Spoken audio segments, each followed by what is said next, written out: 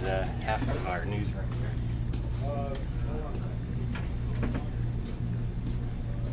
Right there. Features section is all right there. I kind of wear a lot of hats here. I'm a tech talk columnist. That means I write 2 columns a week.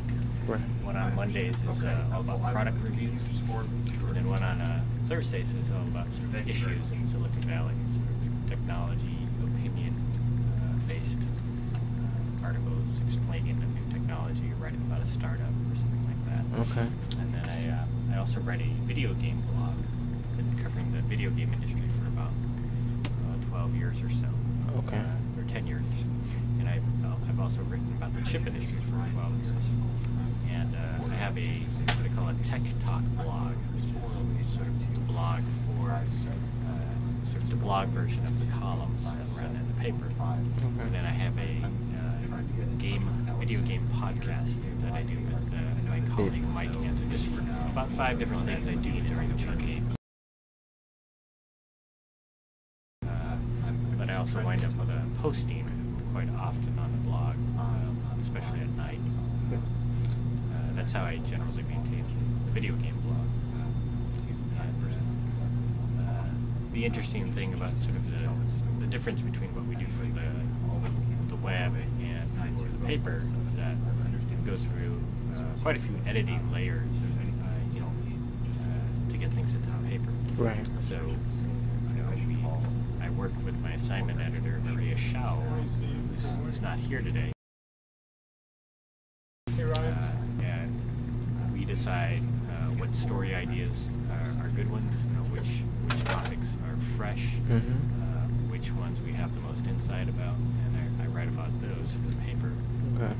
And she edits them, and she'll turn it over to what we call the copy desk, and somebody there will check everything from spelling, writing the headlines, making sure the pictures match up, the captions are right. Then they pass it over to another editor, and then finally after that they post it to the web directly, and then it goes into the next day's paper. Okay. And by contrast, when we write stories for the blogs, I do all of that. I just basically write the headlines, write the story, clip and paste in a photo, and size it, make sure it's right, and I push the button and it publishes immediately to the blog. Well, I always liked reading books when I was young, and I think by the 6th or 7th grade I had read Lord of the Rings, and totally just got into reading after that, all through junior high and high school. I thought at first, coming from a good Asian American family, that I was going to be like a scientist or an engineer or something like that. So I always studied math and science real hard. But I always had the most fun with English and literature and reading.